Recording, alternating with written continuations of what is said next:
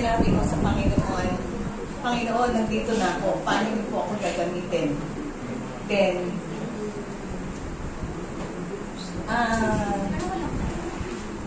yung kaklase ko nung elementary, nabalitaan ng aking boyfriend na binibenta kong lupa. Actually, yung girl na yun naging girlfriend niya.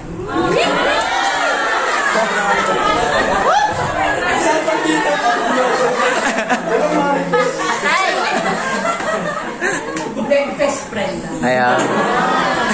Thank you. Anyway, so, sabi ng mister ko, gusto mo bilhin natin yung lupa. Sabi ko, kulang yung pera ko. Tinawagan ko yung anak ko. Sabi ko, Carlo, may binibentang lupa doon. Mura lang, sabi ko gano'n. Hati na lang tayo. Sabi niya, o sige, mami, kasi sabi ko may bahay na, tapos ang ganda ng lugar. Sabi niya, sige, mami. So, sa madaling salita, na-purchase namin to. Tapos, sabi ko, paano yun? Paano mo kami gagamitin? Nandito na itong building na to. Nagkataon noon na hindi muna nagkaroon ng si Doug Bachelor dyan. Nag-umpisa kami nagpulong dito. Yan pa yung maliit na yan, yung tinaanay nyo. Diyan kami muna nagpulong. Nag-invite kami ng mga taga-Brisco na total yung malalapit dito. Basta nag-invite kami. Then si Sai, unang dumalo rito. Tapos si Sister Weng. Sabi pa nga, nung kinausap ko si Sweng, sabi ko, dito na kayo dumalo. Ay, hindi. Member kami ng Pag-asa eh. Kasi yung anak ko, doon, Alala yung accent ka. Yung anak ko doon, Y leader. Sabi ko, okay. Pero sila, ang dami nila. Dalawa. Pati yung anak mo na kasama. Tapos siguro, nalalayuan sila sa Pag-asa. Dito na sila tumalo. So na kami? Dalawa kami mag-asawa. Sister Sairi, tsaka si Brother Daniel. 4. 5. Wednesday lang, Friday. Hindi pa tayo sa Saturday noon. Tapos nagkaroon ng dyan sa baba, yung basketball court.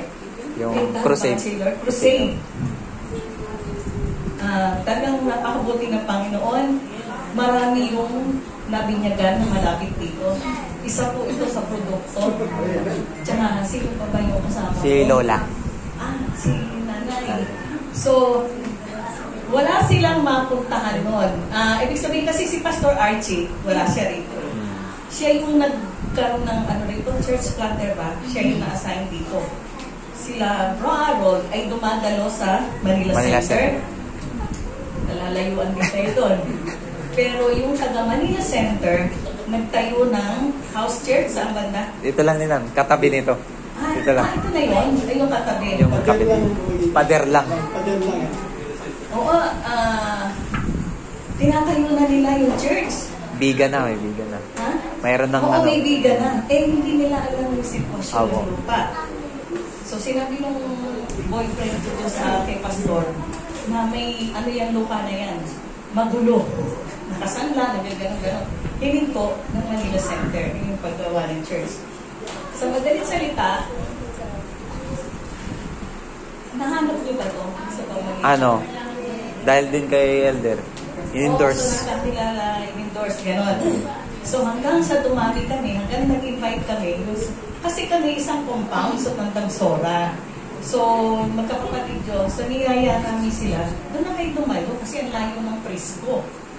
Hanggang sa dumami na kami, tapos, to make the story short, naging anak to ng Prisco Church. Amen, di ba? Amen. So, napakabuti ng Panginoon sa ginawa niya. Talagang pinagtagpo-tagpo niya, pinagtagpo-tagpo niya lahat yung mga members para matayo itong Bago Bantay Bible Center. So, I think yun lang po yung history. So, naging blessed naman po ito sa amin kasi Daming apo. ayan, nagkaroon kami ng maraming anak. Kasi yung mga anak namin hindi na namin kapiling, tsaka yung mga apo. So, nagkaroon kami ng mga Ampon. at dumami. Dumami yung mga marikoy ko. Dumami yung mga kinaanak. Lahat ng kinakasal kami yung at madadagdagan pa. Madadagdagan pa dahil may... Madadagdagan na ako dahil may buntis. At magkakaroon pa ng isang buntis. Naka-line up agad. Naka-line up pa po. So, kanya po, kami gamitin ng Panginoon sa gawain. So, dito kami nagmumultiply sa pamagitan. At kami napakaswerte dahil yung ibang klase kong mga dinala rito ng Panginoon eh. Talagang yung relation namin sa isa't isa, parang bigla na lang nag-ano na nag-spark na talagang lahat. Ignite. Oh, yan na, yun na nga. Na-ignite talaga. Ignite talaga, kaya padami ng padami. Yung iba po rito taga Bulacan. Meron pang isang taga Bulacan, kaso hindi ko nakadalo dahil may mga sakit. karamdaman. So, yun lamang pong history nitong Bible Center. At sana po, kami po ay lumago. Lumago na lumago. Pam. Parang papam-pam, papam-pam-pam, papam-pam-pam. Kaya nga parang parami yun. Mukhang may bago natutunan na naman ah.